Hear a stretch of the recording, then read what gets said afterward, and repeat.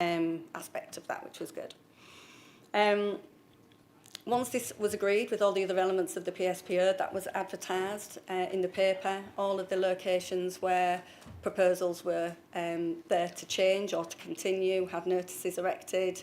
It was published in the Ashbourne Telegraph and the Peak Advertiser on 2 occasions, and obviously shared with our statutory consultees and parish and town councils, asking for objections by the 17th of August.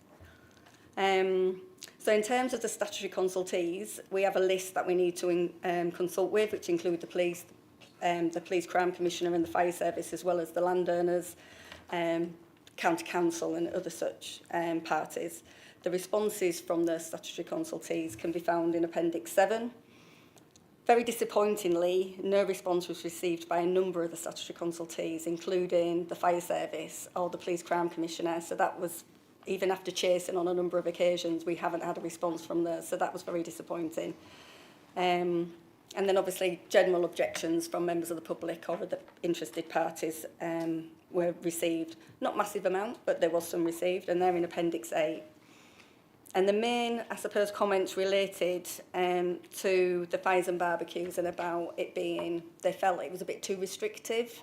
The possibility that there would be legitimate activities such as the Duke and Edinburgh that would be taking place, and if the PSPO was to be implemented as it stands, it might, that would be deemed as being prohibited in terms of camping stoves.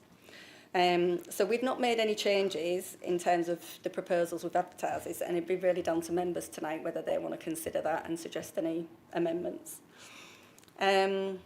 So in terms of enforcement, again, and it's already been mentioned in the question tonight, but it's really important for members to be aware that we can implement this as we've got the statutory power to do so, but we don't have a dedicated enforcement team.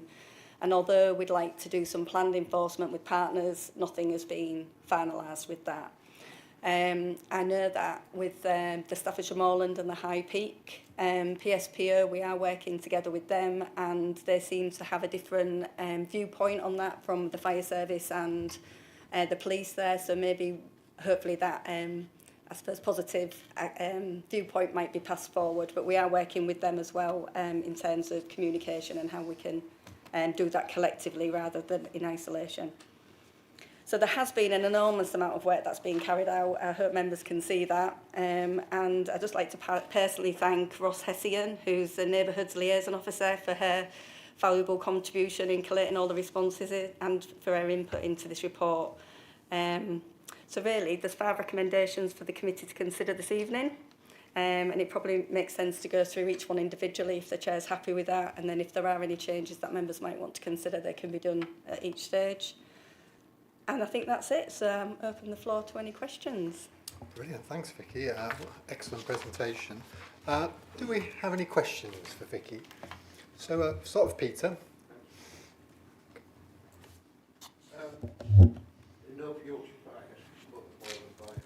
I know it's a little bit early yet, but there's supposed to be an inquiry into that up there, obviously. And I noticed they did bring machines in to clear a stretch of ground stop fire jumping. So, will we be getting there? Can we take the review up when it comes and look at it, what we can do in big fires? Thank you, Councillor. Through you, Chair. Yeah, we can obviously look at that. I'm not sure in terms of what you've described. I'm not aware of that, so we'll have to look into it. Yeah. In terms of the review, could you just explain a little bit more what that looks like? Is it? Well, they had the massive fires in North Yorkshire at the end. They were struggling to control it, and they brought bigger machines to clear the ground so it couldn't, strip the vegetation off, stop it jumping. I would imagine that would be the sort of thing that would happen as and when, and they would put those measures in place should the need arise, but I couldn't really give you any more feedback than that, I'm afraid. Unfortunately, this summer there's not been a lot of wind, so the wind, it jumps with the wind out of the fires, yeah. So, if there is an inquiry, it's worth looking into it, what the assessment of it. Yeah, thank you. Brilliant. Thanks, Peter. I had Stuart next. Thank you, Chair.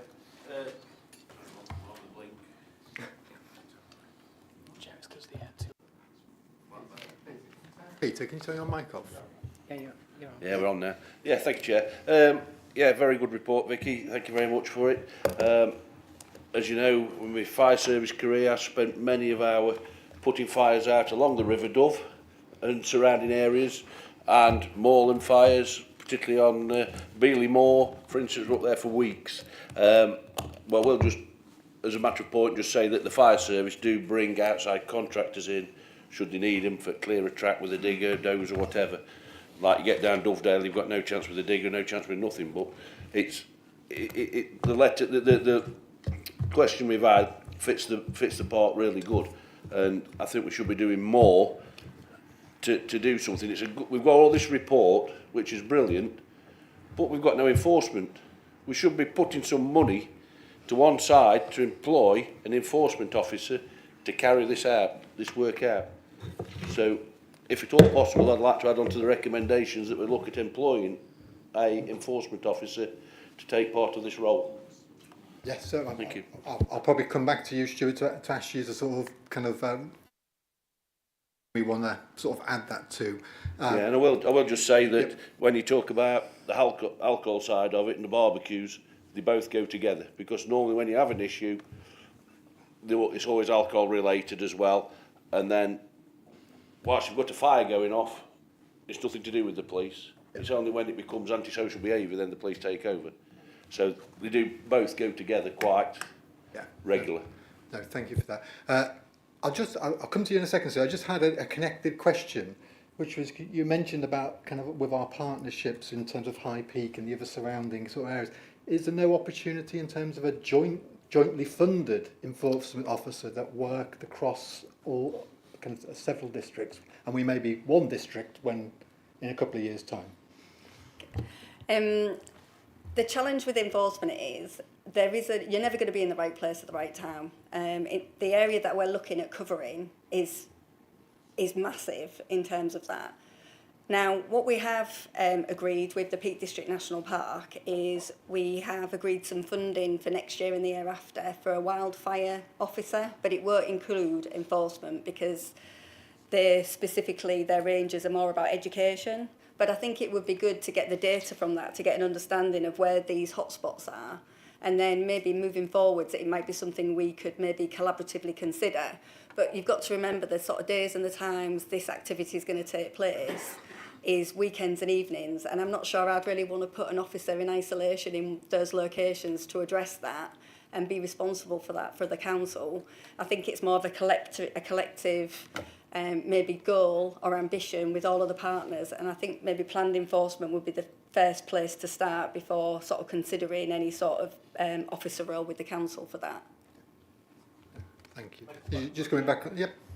Yeah, quite agree with you, Vicky, but if you've got an incident with a barbecue fire, for instance, from the fire service have got the capabilities of getting in touch with an officer to turn up whilst that fire's still going and they're on scene to make some enforcement then. Otherwise, they're just gone. I think this is probably a difficult discussion for tonight, but in terms of that, generally, the fire service will turn up once the person's already left. So the fire's there, so it's about the reality of being on site when the person's there who's committing the offence, and it's not having one person to do that. It's not going to be sufficient for the whole of the district, and I think there is some responsibility from our partners, and that's not necessarily the police, but where we're implementing these public spaces protection orders, for them to also bring some resource on board to be able to do it maybe more collaboratively. I just don't think it's our responsibility in isolation. Thanks, Vicky. Thanks, Stuart. Sue? Thank you, Chair. So, Vicky, what's the point of them then? If we've had 4 years of public space protection orders, we haven't given a ticket for anything. You know, I'm not trying to be funny. What is the point of them? That's my first question. Well, I think we're quite lucky in the Dales that we don't have a massive issue with any of the areas that we're covering. But but obviously the signage is a deterrent, so that offers some sort of advertisement of what is and isn't acceptable in particular areas. And in terms of our own land, should the situation change in the future, then there might be an opportunity for us to enforce that. But we don't have masses of issues here. I mean, if you look at the dog fouling reports, I mean, it's less than 200 a year that we get through on the CRM. So it's about that reasonable and proportionate, isn't it? You know, we don't have a massive issue. We do some respective patrols, particularly with the dog fouling, because they get reported through to us. So I think what we've got in place at the moment is manageable. And like I say, considering how many visitors we get in, the amount of issues we do have are quite limited. The police do have the fixed penalty notices. So in the areas where there are maybe breaches on days and times which are outside of the hours that we work and they're in their patrols, they do have the capacity to be able to issue FPNs as well. It's just we've not been really in a situation where we've needed to put some sort of enforcement in place to do so at this time, but that could change, and at least we've got everything in place to be able to support that. Yeah, I do think it's it just seems it's like emperor's clothes that we have this enforcement and we put signs up, but we're not doing anything about it. And I'm sure if you went up to Stanton in Peak nearly every weekend during the summer, there are people having fires there. This is an issue, and I think I've raised this at council before. Sooner or later, there's going to be a really serious fire. And, you know, speaking with Stuart's fire service experience, you know, these are really serious issues, the fires. You'll have seen also that we've had submissions from South Darley Parish Council and Birchover Parish Council. These people have taken the trouble to put the submissions in, wanting some enforcement where they see that there is an issue. So I think it's really dismissive to say we haven't got a problem and we only work 9 till 5. You know, I would be happy to support something going forward where we did have some positive enforcement, or else otherwise it's just a sign. Thank you. Stuart, because I just got Joe. I had you next. Or Thank you, Chair. Just following up from Sue's, I was trying to find it, and I think I found it, page 12 and 13. No, 12, page 12, yeah, 11 and 12, talking about the monitoring for 22, 23 and 24. And when the previous regime up to the 9th of October was in place, and the numbers have gone down. So maybe the signs, you know, do have some impact.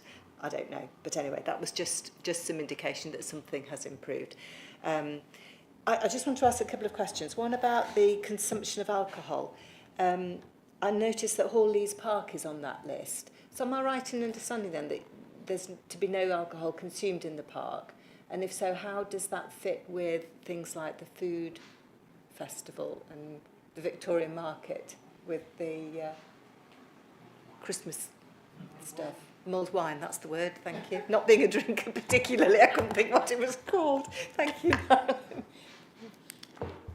It's not necessarily prohibited, it's just, it allows the police to ask the question of if there is ASB behaviour and it's associated with alcohol, they can remove that vessel or ask them to empty the vessel. And in addition to that, there is an element in the order that which says with consent of the council, these activities could take place. So with an event licence such as you've described for, say, the Victorian market, then it would be acceptable. Thank you, that's clear. So it's the link to antisocial behaviour that's really the key there. Right, thank you. And the other question was to do with the camping stoves. I read the comments from people like the British Mountaineering Club and those people, and the Duke of Edinburgh, and they seemed quite sensible comments. So I wasn't quite sure what the thinking was. I mean, I can completely see why it's in there, but having a nephew doing Duke of Edinburgh at the moment, they stop and do noodles and stuff like that. How would that, well, would it be allowed? How would that work? Through you, Chair. Yeah, so in terms of how the order is at the moment, it wouldn't be allowed. We did seek advice from our health and safety officer, who is also a part-time fire service officer as well, and the legal team, and we said at the time it'd be quite difficult to differentiate what's reasonable. However, that's for members to decide. So if members feel that they might want some changes or put a motion forward to amend that to allow it for certain times of the year or to allow that particular device or activity, and I think there's some information within Appendix 6 about how we could describe that in the order should you want us to include it. Thank you. Yeah. So if we wanted to include something like that, say if the Duke, because I know the Duke of Edinburgh, they tend to have specific weekends in the year when they do, you know, if everybody's doing their bronze walk or their silver walk or whatever, or the practice ones. If Duke of Edinburgh organisation could notify us that that's what's happening over a particular weekend, is that something that might? I'm not sure whether it could be as detailed as that. I have got a colleague, James from Legal, who might be able to provide a bit of advice on that. I mean, if that's what members want, I'm sure we can draft something. At the moment, the fires, well, everything prohibited by the order is permitted with permission of the district council. So, in principle, yes, that's wouldn't require any amendments to the order to carry that out. Whether we could do that in practice, it would be an additional administrative burden on officers, and how we would deal with that, I'm not entirely sure in practice, but as I say, it wouldn't require any amendments to the order as drafted. I had Simon next. Thank you, Chair. Thank you, Vicky. This is excellent, and I know you've put a load of work into this, so thank you. Just on the topic of the enforcement, I guess you're right. In an ideal world, we'd have people everywhere all the time. But even without that, am I right that as long as there is evidence that somebody has breached these rules, we can enforce that retrospectively? Is that correct? I'm not sure that is the case. James, you might want to add on that. I think you need to issue the fixed penalty notice at the time of the event or the breach taking place, but James would be best to.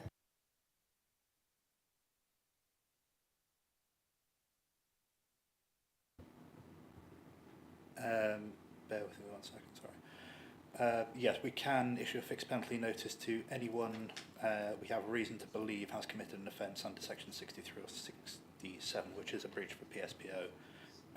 So yes, it doesn't have to be done at the time. The other alternative is prosecution for the breach, which can be done retrospectively if we have sufficient evidence to do so. Brilliant, thank you. So that was question one. Question two, following up on the stoves, I think several of us picked up that advice from, I guess, the sort of climbing and walking community. I know you'd suggested some draft words. Would it be easier to take those draft words now, or would it be easier for you to go away and work with that sort of professional community and come up with a better form of words for these sort of camping stoves? For you, Chair. So those words or those sort of amendments was from James, and it was in response to the objection or the amendment that they'd sort of suggested. So I think that it should be sufficient in those in the words as we've outlined. Can I have Gareth next? Yeah, thank you. Good evening, everybody. Yeah, just one question. In light of what Councillor Hobson's said, and also Vicky, she pointed out, if we really haven't got any hope of catching anybody, and we haven't caught anybody, and we never prosecute anybody, and we haven't prosecuted anybody for the last 4 years, is it worth putting the Director of Community and Environment Services to the trouble of writing to the Secretary of State to increase the fine? Because we're not actually going to fine anybody, and it's not worth employing anybody to try and do this. So is it worth it? So in terms of that particular recommendation, it's the same recommendation that High Peak had also put in their report as well. So I think collectively that would be a good way forward to try and the severity of the fires and barbecues breach. It feels like £100 isn't sufficient enough compared to what the damage that's caused. So although we don't have anything, like I said now, from an enforcement point of view, that's not necessarily the same for other areas. So I think collectively it would be good to join forces and try and encourage the increase of that fine. So should anything change in the future in the Dales, then we'll be in a better position, and hopefully that would be more of a significant deterrent for that sort of activity to take place. We recently had an instance of this actually on Crouch Chase, where somebody went into the woods on Crouch Chase and they obviously, some kids probably, created a fire and the fire brigade had to go down. This would have been Stuart in his previous life, you know, with a big hose pipe, and they spent the whole day doing it, but there was never any hope of catching the kids who'd done it. They just went down, they probably had a load of bottles of beer and stuff, and they'd burnt a large piece of the woodland down, or the heather sort of wood. But as I say, I don't think they would have been looking at the signs of the fines, because they've just gone into the distance sort of thing. So. I think the challenge is we're trying to work with the resource and what we've got at the moment, but that, like I say, that could change in the future, and at least we've got the orders in place and the signage in place in those locations to be able to do something about it maybe more in the future.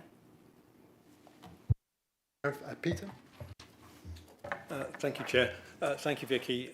Herculean task, this report. I knew it would be complicated. I didn't realise it would be this complicated. Perhaps I've got 3 questions, sorry about that. And the first one perhaps picks up the fact that just listening to a town council and comments, a lot of people don't seem to know what the situation is at the moment. So my first question is that your experience? And if so, what can we do about it? Although the second one's a bit open-ended, isn't it? But do you think there's general ignorance about what is currently prohibited and what is not? There shouldn't be, because there's signs in every location about what is and isn't acceptable. So every location where we have a public spaces protection order on our land, there is a sign. So, for example, at a play area, if that's got an exclusion on the gate, it says dogs are excluded from this play area. So there is signage at every location. So it'd be disappointing to think they don't understand what's there, because it is very clear. And also, obviously, the legislation attached to it as well. So that's disappointing if that's the case. Yeah, I was disappointed and confused, because the comments suggested that there were things that they thought were allowed in the recreation ground, which clearly are not. Leading on to, you mentioned play areas. New developments have their own management committees running play areas, so it's not our land, not our responsibility. Did you have any responses from those? Because I noticed there's certainly 2 in Ashbourne where there are play areas, that sort of blink and you'll miss them, but there are play areas for which there is no current exclusion of dogs.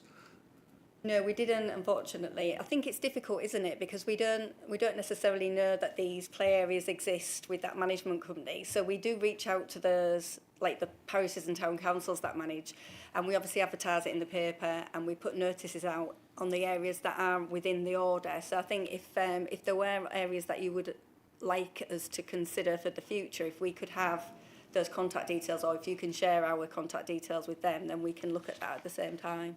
Thank you, because the form is still open, isn't it, for continued interest to be expressed?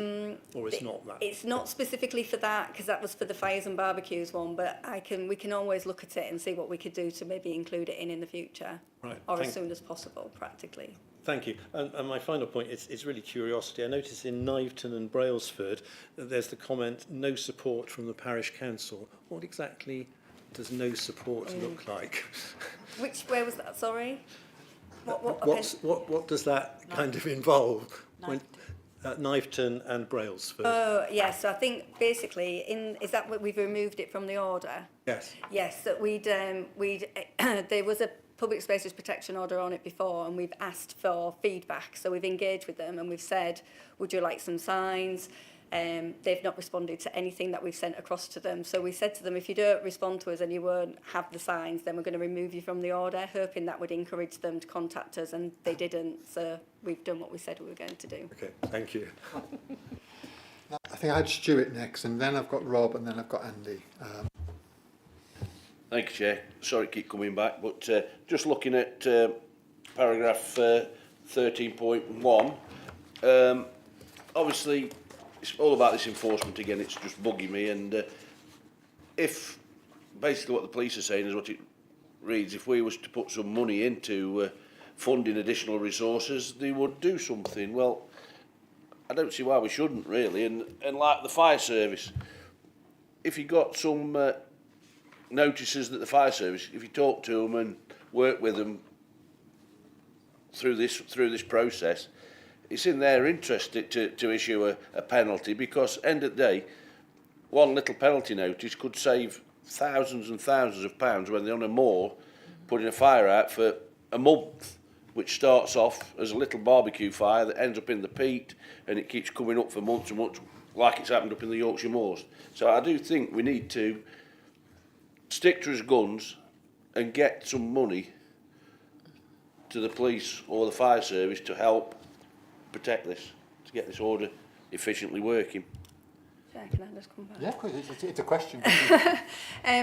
I'm not sure there is a team in either the fire service or the police that we could give additional resource to that would be able to carry out this. I think, how about I take that away and have those discussions with those relevant partners, and maybe present something in the future as the practical, reasonable and realistic options available before committing any council funding to something that we don't really know whether it's achievable or possible. Yeah, I think it's worth more work being done on it, because your guy in the health and safety, he's been there, seen it, possibly. I don't know how long you've been, but I've had years of it. And going back, nothing to do with this, but we got to a stage where we used to do things for the insurance companies. The cost was then put from the fire service to the insurance companies. So it is doable. I think it's a challenge, because we do have an education team now with the fire service, but it's similar to what the Rangers do for Peak Park. It's education. There isn't an enforcement team for the police for this particular scenario, and there isn't an enforcement team in the fire service for this, just similarly as there isn't for us. And I don't think we're in isolation. I think other local authorities are in a similar situation. High Peak obviously are, and Staffordshire Moorland. So I don't think, you know, what we're doing is much different to neighbouring authorities at the moment. But I'm happy to sort of take it away and explore it, and be able to maybe come back at a later date or provide something in email to this group in terms of for further discussion. Yeah, because I mean, a lot of these situations, your moorland fires, any sort of barbecue fires, whatever, it's not from local people, or very few are from local people. It's from people coming out of the cities. So you know, it's them sort of people that we need to educate and get something done. Yeah, thanks, Stuart. Thanks, Joe. I'm just going to come back to the DV point, if that's okay. Obviously, I work in a large school. We've got 70 bronze, 50 silver, 30 gold that go out every year from our school, and all of them do either their practice or main expedition in the Dales. And I just want to pick up on a couple of points about the use of stoves. So, first clarification point, I presume the bronze and silver tend to do camping campsites overnight rather than wild camp. So I'm assuming if they're in a private campsite, using a stove is fine in that situation. So what we're really talking about here is more the gold groups who have to do a wild camping element to their expedition. That's the main issue we've got. So that was just one clarification, which has been answered by the nod. So that doesn't need a verbal response. So thank you for that. And then the other question is, in terms of trying to get around this, because the last thing we want to do is restrict these young people from going out. DV groups, particularly gold groups, will be well educated and well prepared in terms of looking after the countryside, how to use the stoves, and the importance of doing things properly. And they're also monitored by assessors and things like this as well. So if we're I'd be slightly more nervous if it was bronze and silver, because there will be some of those students who may not have the same responsibility and the same knowledge and understanding. But as we're really only talking about gold who do the wild camping, is it possible, therefore, to put an exception in here that gold DOV groups can use stoves because we are happy that they, as a group, is that the way we can get around this? Because we're confident they're trained, they're understanding it, they know how to use it, they understand the environmental impacts and all that. Is that a possibility to put some wording in the report along those lines? I think sort of James had mentioned it earlier, that it's kind of already in the order to say with the consent of the council. So I think the first point of call would be to contact them directly and make them aware of this order and how we can facilitate them to be able to have that activity. So I think in terms of the order, it already does that by saying with the consent of the council. I was just jumping there because I think it's a very valid point, because I think that's okay for local schools because we can promote that. But we have schools from all over the country coming into the Peaks to do their Duke of Edinburgh. I mean, when I did my own, I came to the Peaks, did my silver here, did my gold up in Scotland. So I'm sort of thinking, Rob, sort of onto something, that maybe we could just build a little kind of exclusion directly into one of the recommendations, couldn't we? They just explicitly said. So, So, I mean, Try and change some time. Yeah. I'm probably going to you're going to. something about this in the debate section. Okay. So if we can come back to it there, that's okay. Because I think I want to say slightly wider than just the Did you have any more questions, Rob? no further questions. I was just going to say, we have a lot of DBs in our school. We've got a lot of experienced staff who work with it. If you want to have a chat to them about how they manage the situation, give me a shout. But that's not a question, that's just a comment. Thanks. Thank you very much. And Andy, so I had you as my final question, so unless anyone else jumps in. Thank you very much for the You're not on mic, Andy. Oh, yeah. Thank you very much for the report and for the answers to the questions you sent me earlier in the week. Gave some of us a chance to talk about it before the meeting. I've just got a couple of questions. Are we the only people that can enforce PSPOs? The police can as well. Police can. So once it's in place, it's not just entirely up to us to enforce it. Okay. I know that there's a problem about them doing it, but that's a different question. They have got the capability. You also talked about signage in all the locations. Will all our locations get signs automatically, or do we need to do something to put them in?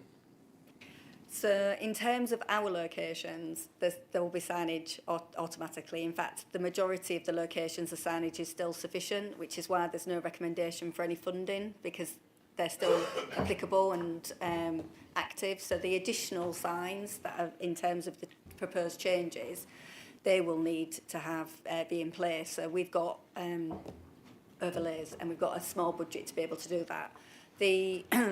The different landowners, such as Peak District National Park and National Trust, they will then advise us how many of the fires and barbecue signs they want and where they're going to be located, so we can plot that on a map so we know exactly where they are. And that'll be down to them to fund and install. But it'll be at cost, and we've kind of advised about a £50 fee for that. Thanks. And supplementary question, that's the similar approach that we would take with parish councils and other local Absolutely, town councils? Yeah. Okay, thanks. And the last question is, can we increase the fine? So this is the recommendation to the Secretary of State. So with it's in the legislation, the fine and the associated cost to that fine. So we can't change that independently. I feel in terms of the majority of the other restrictions, it seems sufficient. But with the fires and barbecues one, particularly the moorlands one, not necessarily the parks, the justification for the parks one. Obviously, the impact of that is substantial, and it's not really much of a deterrent, £75 between four people potentially or more. A little bit like parking fines. So I think that's why we would like to lobby the Secretary of State specifically about changing that in the legislation. So that's why I think that would be good to do that collaboratively. Okay. And if we can lobby our MP as well, we're happy to do that with you. Thank you. So, quick question, Gareth, before we move into the debate? Yeah, just because we've mentioned the Secretary of State, do we know who it is, and is it the same one as last week?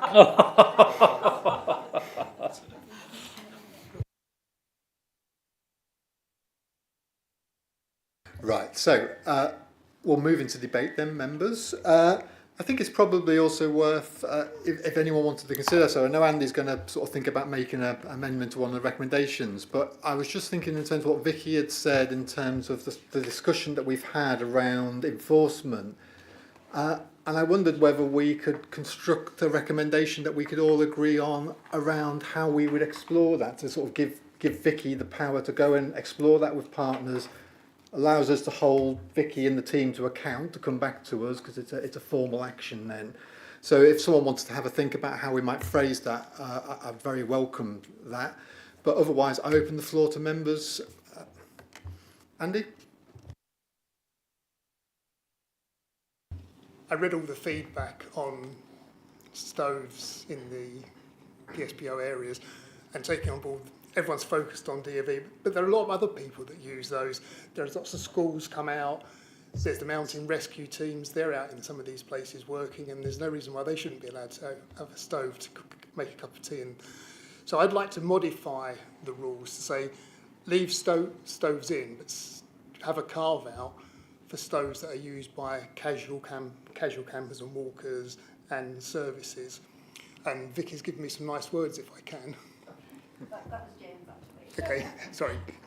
I got them from Vicky, but thank you, James. So a portable gas stove using gas or liquid fuel with a heat output of no more than 3,000 watts and weighing less than 600 grams, including fuel. And I think you've got those words from the camping or the relevant organisations as well, so they would support that.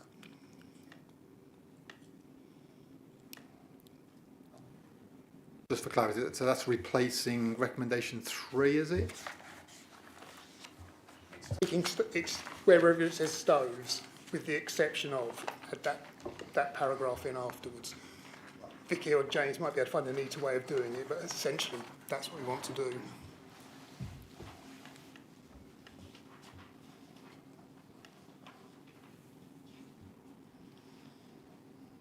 Okay. Stuart? Yeah, can we add on to that, and if we are going to do that, can we add on that it's used by professional or fully trained people? What training qualifications do you need? Well, to like operate Rob a says, stove? the school children are educated on these sort of things, so they've had the training before they've gone, so you know they should be trained and fully aware of the risks. Rob? Yeah, I mean, I really like what it's trying to do, and is the assumption that, I mean, we can't assume for everyone that the sort of people who will be using that type of stove rather than a casual barbecue are much more likely to be responsible users of the countryside and know what they're doing because they've gone out and bought that sort of stove and they know how to use it. So, I mean, there could be an exception to that. I mean, but yeah, I think I probably understand where you're coming from that, but I also understand Stuart's point. There's still a possibility that someone has no idea what they're doing with a stove like that. Could they be more dangerous? Because if they get that wrong with a stove like that, it could be worse than a barbecue. I don't know, because I don't know that much about the stoves. But you know, this idea of Stuart's that DV groups have the training, mountain rescue have the training, would add an extra safety net in, but might become too complicated to it. Yeah, so yeah, tricky. Yeah. A classic one is the gas canister not fastened properly into the barbecue.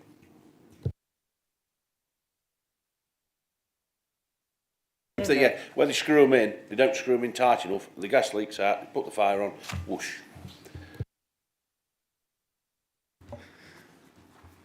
Right. So any more people who want to speak in debate? Okay, so we'll take the recommendations one at a time, if that's helpful, and then you can give me the clarity about which recommendation you're amending, a kind of link to kind of what you're proposing, Andy. It is 3. Okay. I can't take them all together because he's making a change to number 3. So I could take the rest together.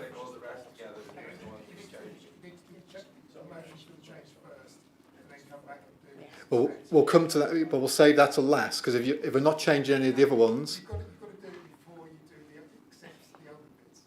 Sorry, Kerry. Yeah, so just to jump in.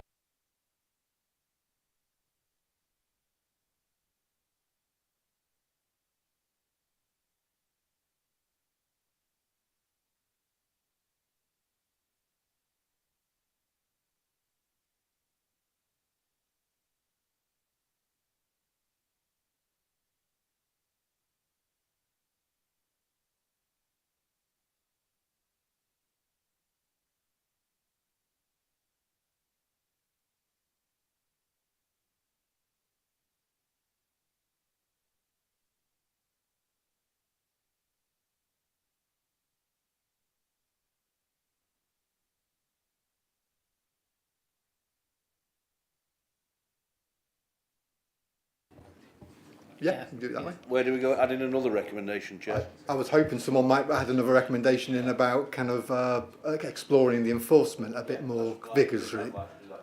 Okay. Why don't we then, just for expedience, we'll take them one at a time very quickly. So, recommendation 1. We'll take it as read rather than me read them out, unless you want me to read them out. Okay. Do I need to read them out? No, you need a proposing seconder for each one. So, I have a proposal for recommendation 1. Joe? And a seconder? I have Stuart. All in favour? Against? Abstain?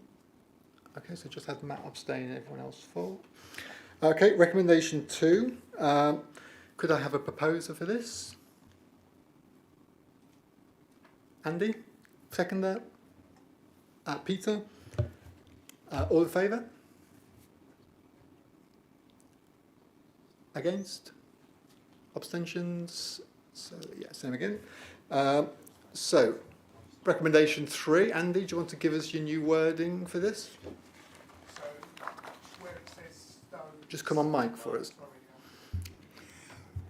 Where it says stoves within the current document, replace that with a caveat that's stoves excluding stoves with the description I just read out. And do you want me to read it again? If you could, just so we've got it, so everyone's got it.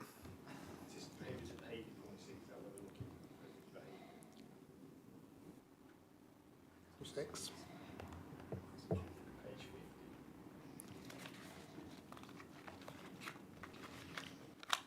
So the words I suggested we add in was a portable stove using gas or liquid fuel with a heat output of no more than 3,000 watts and weighing less than 600 grams, excluding fuel. Okay, and so just so we've got it here, that's just an addendum to 3. So 3 reads as it is on the paper, just with your bit added on at the end. Goes into the Goes into the appendix, yeah. Yeah. Well, So you're recommending that what your bit is to go into the appendix and keep the recommendation as it is. Is that what we're saying? yes, keep the recommendation as it is and put it into the appendix. So you're proposing that. Do I have a seconder for that? Simon? And all in favour? Chair, can you just clarify what we voted for with this one? So I was a little bit confused myself, Sue, but my understanding is that the recommendation itself is not changing on the paper, but what we're doing is altering something in the appendix that the recommendation links to, Appendix 6, just to add that clarity around the types of stove that we can use. So if we're not changing the actual words on the paper, it's going to be an appendix change. So is that okay? Brilliant. So I've got a proposer, I've got a seconder. Everyone in favour?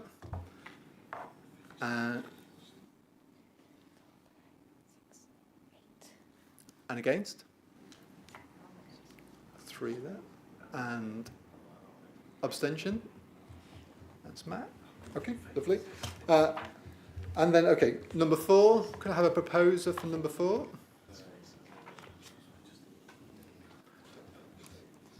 Anyone want to propose number 4?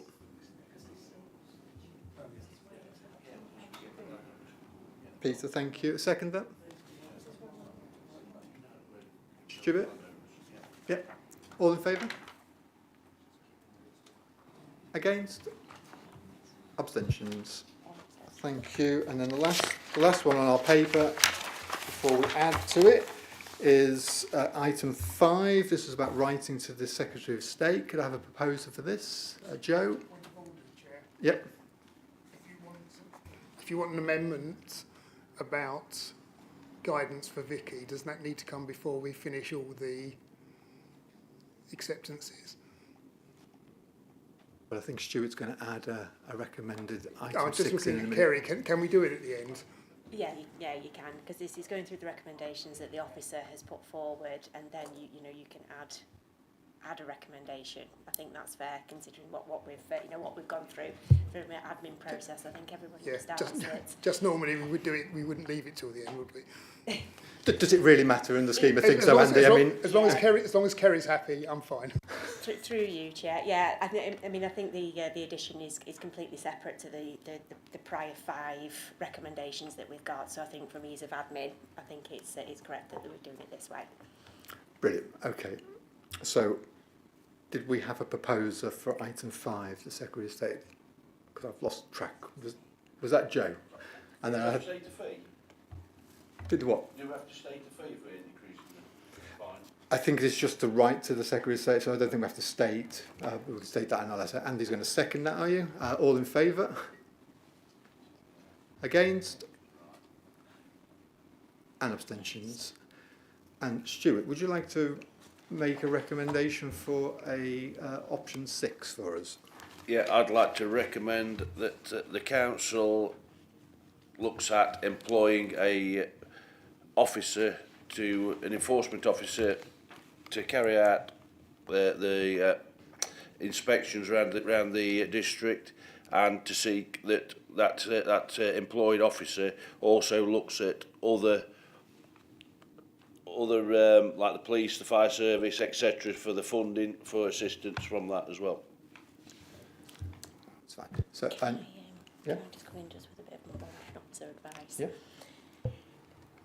Yeah, whilst just give members a little bit of advice about when you are making decisions. I mean, our constitution at 10.02 says that there are certain principles of decision making, and they have to go through any decision that the council makes. There are 6 principles. So just when you're saying about employing, we haven't had any financial assessment of how much this would cost. So I would just err on the side of caution and say that you can explore, you can give the the authority, and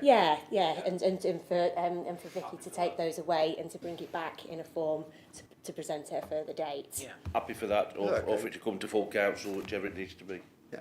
So we'll just change Stuart's wording slightly to say explore, and maybe ask Vicky to come back with something like maybe an options appraisal for us, so we see what the different options are. So Stuart's proposed that. Would anyone like to second that? Simon? Yeah. Just a follow-up question on that. A point of order? A question about Stuart's proposal. Okay. So I agree that we need to do more on enforcement, and I just wonder whether it's not just the council that needs to be reviewing, but the council and other stakeholders. I think you may have touched on this, to be fair, but I think the recommendation is that you work with other partners and agree collectively how that might be better enforced. So if we can capture that, that's one point. Yeah, that's what I intended to say, basically, because that officer or whoever it may be needs to go out and see these other... Yeah. And then just a second, I guess, clarification or possible amendment is on the topic of the signage. I understand that we will provide the signs, but obviously private landowners will put them up, and we will map them. But do we have any rights, or is the intention that we would then go and check they have been installed so that the enforcement is visible? To you, Chair. Yeah, we'd ask them to send photographs to confirm that they're in place, and we would ask them to check them and notify of any changes or any requirements. Great.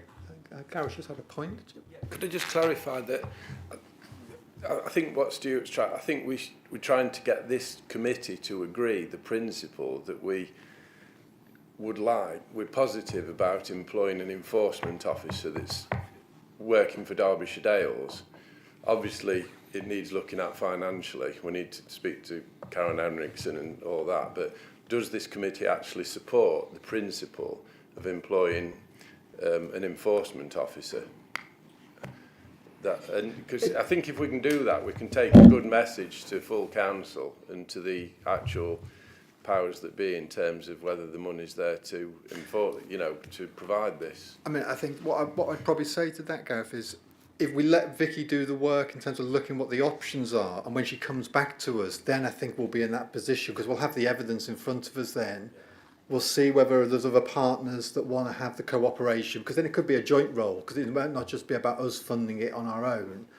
And then we could look at those different options, and then absolutely, but I'm sure everyone agrees with what you're saying in terms of what we think it should be enforced. But we absolutely accept what Vicky says, is that we just don't have the resources to do that at the moment, so we need to explore it. So if we're happy to explore on the basis of what Stuart said, I hope so, yeah. So I just think we just need to take the lead on this and move it forward, because if we don't, it's pointless having all this paperwork and having all these discussions. Yeah. So I've got Stuart proposing it. Simon, do you want to second it as you added to it? And is everyone in favour of that as a proposal? Yeah, of course, I've got the exact word. We've got the exact word, yeah. Has anyone written that the exact wording? So if we went along the wording of to ask the to ask officers to explore the options available to us with partners in terms of seeking to enforce our kind of our areas. So you probably word them kind of a little bit better than that. Looking at employing. Can't say employing, can we? Can't we not say employing? No. So we can explore. So we can explore the options. I suppose if we just explore the options with partners for enforcement. For enforcement with other partners. Yeah. Are people happy with that as a set of words? I think it captures what we want to try and achieve. Okay, so we're happy with that. I've got a proposal, I've got a second there. Well, it's more work for Vicky, so I don't think she's going to be happy with it. We're giving her more work, so I don't think that's a fair question to ask her.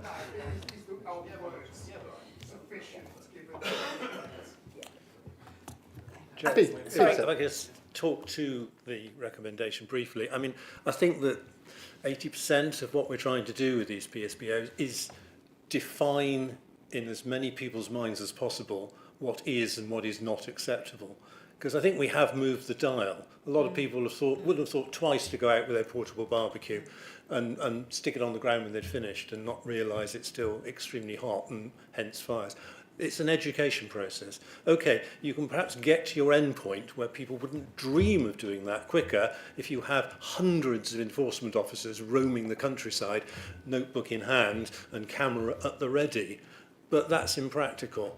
I'm not going to vote against what's been suggested, but I think we must not lose sight of what we're trying to achieve, and that is general education of the public as to what is acceptable and what is not across the whole spectrum: dogs on leads, dog fouling, fires, and so on. Thank you.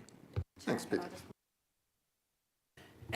Yes, and in terms of that, just as I mentioned earlier, there is a new education team at the fire service, and they're going out to schools and other groups to maybe educate from a young age about what isn't acceptable. And there is already a wildfire engagement officer with the Peak District National Park, and we're looking to provide additional funding next year for that educational role. So there is a lot of, and that will spread. So yes, there is that already taking place as well. Thanks, Vicky. Okay, so we have a recommendation, we have a proposer, seconder. So we'll move to the vote on this new recommendation. All those in favour? Okay, those against? And abstentions. So just one abstention. Brilliant. Thanks, colleagues. Right, thank you, Vicky. You can leave us now, unless you want to stay for the rest of the meeting. Brilliant. Okay, so we're going to move on to item 7, local validation checklist updating. And Edward, are you taking us through this? Yes, I am, yes. Excellent. I'll hand over to you then. Thank you, Chair. Yes, so just to set out the background for you members on this. So on the 16th of January 2025, the Community and Environment Committee approved the adoption of the new local validation checklist for planning applications. The revised document was subsequently published on the Council's website and came into effect on the 21st of April 2025. The resolution at the Community and Environment Committee meeting on the 16th of January 2025 gave approval for final alterations to the wording of the list and appendices prior to publication. Since then, it's since become apparent that further amendments will need to be made to the local validation checklist post-publication. I should probably set out at this stage, so for clarity, the local validation checklist sets out the series of documents that we need as the bare minimum in order to accept and start to consider a planning application that's been submitted to us. These sit on top of and in conjunction with any national requirements as well. So we do already have this local validation checklist that was approved earlier this year, and we were given the ability, it was resolved at C&E committee previously to make some alterations to the wording at the time before it was published. But during the time it's been active since then, there's a series of further amendments that we need to make in order to make sure it's robust and appropriate. So the use of a local validation checklist is supported by government, both within the National Planning Policy Framework and within the National Planning Practice Guidance as well. And it states within both of those that it's important to be regularly reviewed. It's required that these are reviewed formally every 2 years. But in any case, in the in-between, it's needed to ensure that it's up to date, both with national and local policy and any changes that are made in the intervening periods as well.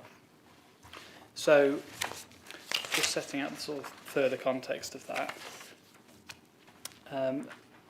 To this end, it's requested that the delegated authority is given to the Director of Place and Economy with the agreement of the Chair of the Planning Committee to make any future minor amendments to the local validation checklist. The revised validation checklist, as attached to the report that you have in front of you, and has a series of very small amendments within it, but the main core amendments can be summarised as being the addition of a checklist matrix at the end of it to provide an easier overview of the documents required for different types of planning applications. And perhaps one of the more main amendments is, and this is subject to further discussions with the lead local flood authority, an addition of a requirement for flood risk assessments and drainage assessments to be independently verified, so to be submitted alongside a independent verification check, or a check certificate as it might be called as well. And alongside this, it also clarifies and sets out the submission requirements for biodiversity net gain as well, both the sort of national requirements and more specific local requirements that we have as well. So the sort of purpose around the seeking delegated authority for it is to avoid the need for further very small revisions to the validation checklist, avoid having to take them to C&E committee, I guess, on a regular basis. So it would be up to working with, in collaboration with the chair of planning committee, to allow us to approve under delegated authority minor and technical amendments, and then work with them to determine the changes that do in fact need to require to go to committee. The revised validation checklist that's attached will be published on the council's website in October 2025. Should you be minded to approve it, and would take immediate effect.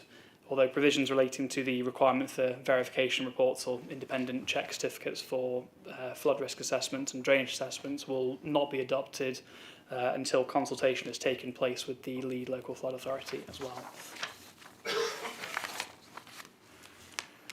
So, just setting out in terms of the implications of this, there's not considered to be any particular financial equality or any sort of climate change or biodiversity implications of this directly. These are mostly very minor changes, and allow us to have a more robust and comprehensive approach to ensuring that applications that are submitted to us, and when they're allocated to an officer, are of as high a quality as possible, effectively, and allowing us to make as informative a decision as possible, and spending the least amount of time and reducing delays in terms of seeking out documents that we can otherwise ask for at the validation stage. In terms of level of risk, this will provide more certainty, both at the application stage, and also we can take developers and applicants can take full advantage of our pre-application and planning performance agreement stages as well. So it just provides a lot more certainty on both sides as to the documentation that's required and the level of detail that will be required up front. And it also means that consultations with external bodies can be completed sooner, and there'll be less of a back and forth involved in that as well. So just to sort of summarise the actual formal recommendations, of which there's 3. So the first one is that the amended local validation checklist be approved, with the requirement that flood risk assessments and drainage assessments be independently verified, being subject to consultation with the lead local flood authority. The second recommendation is that delegated authority to make further minor or technical amendments be given to the Director of Place and Economy in consultation with the Chair of the Planning Committee.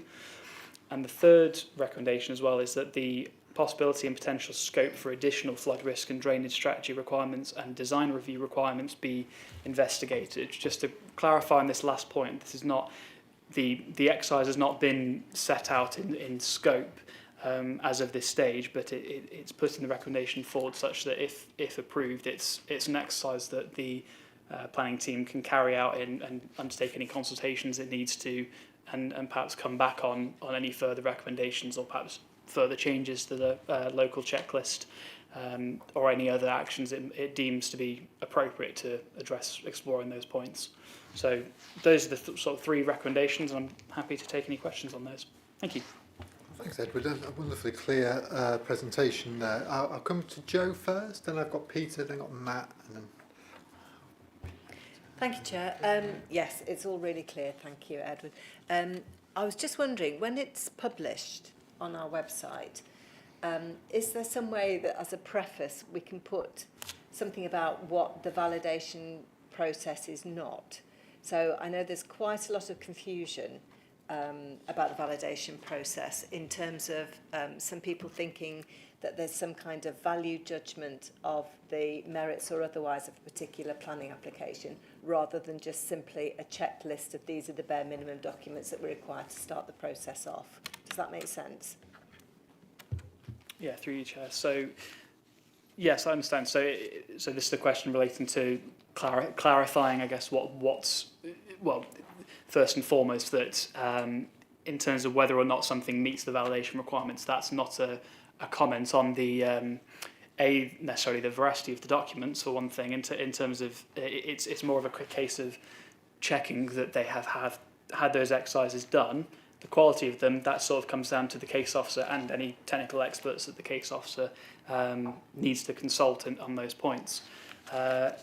In terms of setting out, that's something we can take a note of in terms of making sure that on the actual website, in terms of it being a public-facing document, we can make sure that it's prefaced that this is not. It's not in terms of when someone is reviewing the validity of someone's application. That's not an indication of the sort of success or likelihood of it getting planning permission. It's quite a lot more of a binary exercise as to whether or not we will entertain it, and it's simply a case of whether or not we've got enough information to do so effectively. But yeah, we can make sure that's clarified on the website. Thank you, Ed, because what I'm keen to avoid is that I know officers have come under some pressure recently to not pursue a validation process because there have been concerns about the application itself, and that was a misunderstanding what the process is, and I just wanted to avoid that additional work for officers. Thank you. Peter Dobbs. Thank you, Chair. Thank you, Edward. Question which picks up the point about air quality. I would say that, wouldn't I? Page 122, where from the local plan we've got exposed people to existing sources of air pollution. Excellent, one of the few mentions that we actually have in the local plan, but it's good that it's there. But I notice on the matrix in Appendix 2, if we have small developments, we don't have to do it, which seems to be unfortunate. So if you build 9 houses in an air quality management area or near a source of pollution, that's fine, doesn't have to be mentioned to be validated. But I would have thought that was quite important anywhere. I'm not quite sure why it isn't included. Through you, Chair. So thank you. It's a good point. In terms of the purpose of the checklist, it's more to highlight what the level of information that's likely to be required. Particularly for air quality, it can hugely depend on the specifics of of the site and its surroundings, and also what the proposal is as well. So I think the fact that it's not included or not ticked in that section for minor applications is that it's clarifying that as a sort of general expectation, one would not consider it to be the default exercise. We wouldn't expect an air quality assessment to be submitted with all as a default for all minor applications. So yeah, 1 to 9 dwellings, for example. But that doesn't mean that we won't seek it in those site-specific circumstances when it's required. But it's to give an indication, and also conversely, it's more to give an indication that for more major developments we would we would require it more as a matter of course as well, and it less depends on the site specifics and is more a general point on the sort of design of the proposal, particularly for larger schemes. So it's more of a rough scoping exercise for developers, particularly smaller developers, to look at and see roughly what they're going to need. But obviously this is all contingent on most likely their planning advice they would seek either from us, ideally from us, but also from anyone else they employ on their side to advise them of any documentation that's needed pertaining to their particular site. Thank you. I'm still concerned because if it's not flagged here, when would it be flagged? Because I think it is important. And I have some specifics in mind when I think of developments in Ashbourne of 70 houses where there's not a chance of any significant levels of nitrogen dioxide. And I can think of developments of 4 flats where there are extremely high ones and so much particulates that their waste bins get a coating that's black within 6 months. And it was just missed, I assume. So I would like, if you could, to see if it could be considered. Thank you. I suppose that really should have been in debate, shouldn't it? Just another little one. Are you aware there's a repeated paragraph on page 128? The last sentence is repeated twice. Through you, Chair, if you wouldn't mind, I unfortunately don't have a formal agenda version, so page numbers are lacking. Can you cite which assessment it refers to? That'll help direct me. Thank you. It's foul and surface water. And to be perfectly honest, the first column, I thought when this came through committee before, we altered the bulleting, so it flowed rather better. But the repeated paragraph is in the second column on the next page, down the bottom. The sentence, surface water drainage assessments for major developments are subject to an independent check process. See requirements for flood risk assessments.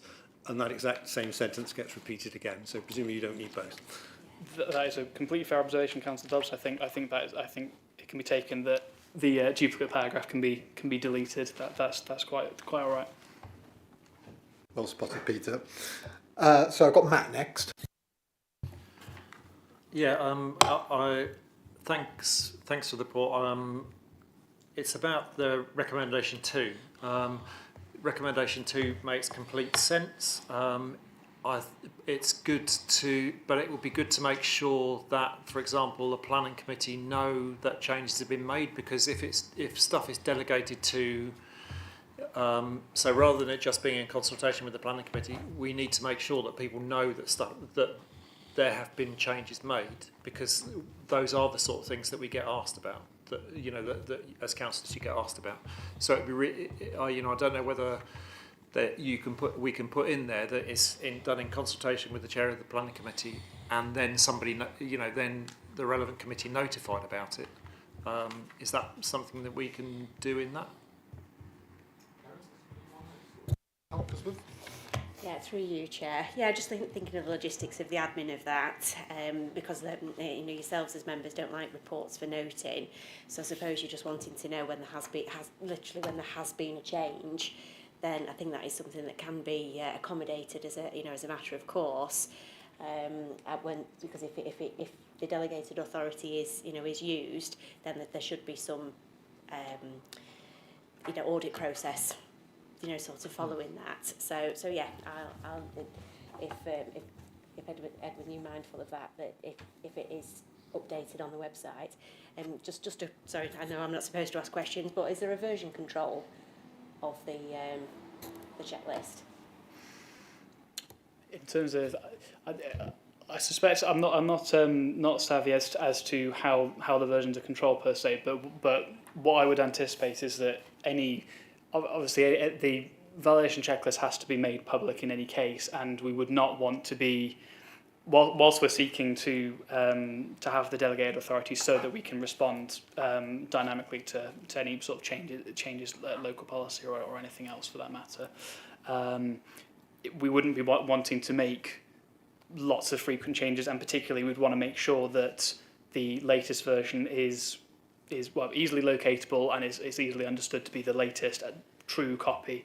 So I think it would be completely acceptable and reasonable to require that it is at very least circulated to members just for awareness. I don't know as to the logistics in terms of whether or not it should be noted officially for reporting purposes, or whether it's more just a case of circulating more of a on a more informal notification point just via email, because I can only imagine in terms of more general queries that are received by members as to changes in validation. Whilst validation isn't normally something that members of the planning committee, for example, have to be overly concerned about, particularly minor changes, I can appreciate, in terms of those interactions, it's something they'd still want to be kept in the loop as to what changes are being made, even if they are small. So with that notification, should just be like an email notification to members or something, if it's not formal? Through you, Chair. Yeah, I mean, if it's acceptable to members, then it can go through as a request that any time it is updated, then just out of courtesy, you are made aware.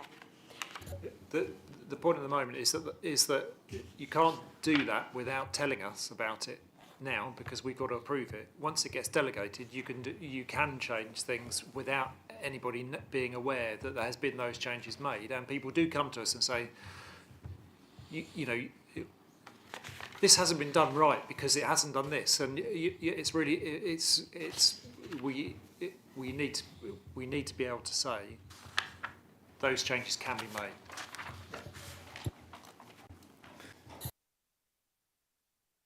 Okay, so I had Peter next. A good report, Edward, very good. But I want to speak about some of what's not there. It will be there in time. I think all councils now have got to check all the grounds for contaminated soil. So it's not in this, it's just coming in. So next time it'll be part of this checklist, will it? Through you, Chair. So are you referring to the ground contamination assessments as to when they're required? That's right, of council or council properties, bottles and so on. In terms of, as I understand it, in terms of the work that Environmental Protection have done recently, in terms of their work on contamination, those have been integrated in form into the validation checklist. In terms of scoping out the sort of the minimum circumstance as to when we can reasonably require those at a validation stage. Again, I should clarify that this doesn't mean that if we don't include it here, the officer can't then, if they deem it necessary, go and seek out those assessments. So if for whatever reason it gets an application gets validated, even if rightly so and it complies with all the criteria, if there's another particular exceptional circumstance or anything else and it's contaminated land example, then the officer can still take those steps and still request those documents in any case. So I imagine, yeah, absolutely, that would still be the case, and any future changes, if they're more minor changes as to the technical requirements or constraints as to when those are required, those can be integrated likely under delegated authority. But if it's larger changes, we can take them to committee, of course. When will they be brought in? Those checks on contaminated soil. Through each, I don't have any set timescales as to any sort of future changes beyond what's already set out within the recommended validation checklist at the moment. But as I say, with the additional recommendation that the minor changes are circulated via either via email or whatever platform we decide, that can be done. And then if it warrants a larger change in consultation with the chair of the planning committee, then it'll be before members again to consider at that stage. But I don't have a timeline or I'm not anticipating any particular future changes at this moment in time. Thank you. Thanks, Peter. Dermot, I had you next.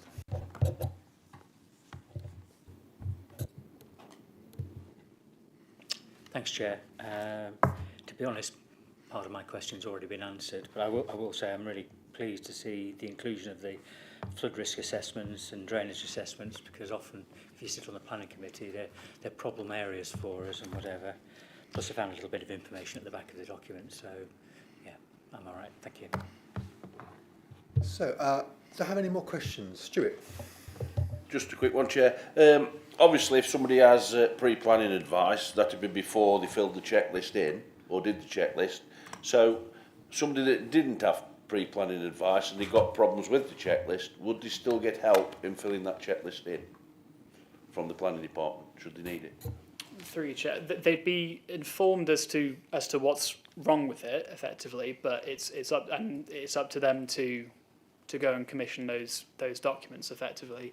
It would, in terms of the level of time, it is set out within the checklist. I mean, I don't have the page number up front, but as to the sort of timescales we'd expect for them to be able to conduct those exercises, and it's predominantly the pre-application stage would predominantly would just lead to less delays, particularly for applicants and developers, so they'd know well in advance, both in combination with this and any site-specific advice as to what they need to submit. So what we're aiming for is that with those two things, this and pre-application advice in place, a higher percentage of developers can just submit an application that can be validated on the first try, effectively.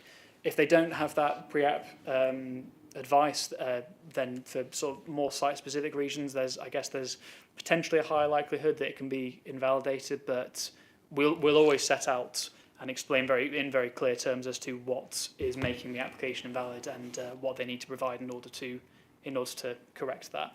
But obviously, it's given them the heads up in advance as to what they need, and it will allow them to conduct the exercises one would consider more comprehensively in advance if they do that pre-app. Thank you. Do I have any more questions? If not, we'll move into debate, if that's okay. Do I have anyone who wants to talk in debate? We'll take that as a no then. So I'm happy to move all three recommendations together if Council see fit. You're proposing, Stuart? Yes, I have to propose. Excellent. All three recommendations. And Dermot's seconding, so that's great. Thank you very much. So we'll move to. I've not forgotten. Not forgotten. So we will move to the vote. Can I have all those in favour? So I see that as unanimous. Wonderful. Thank you so much. And I believe that concludes our business for the evening. So I'll thank everyone for their high quality contributions, and I'll wish you a wonderful evening.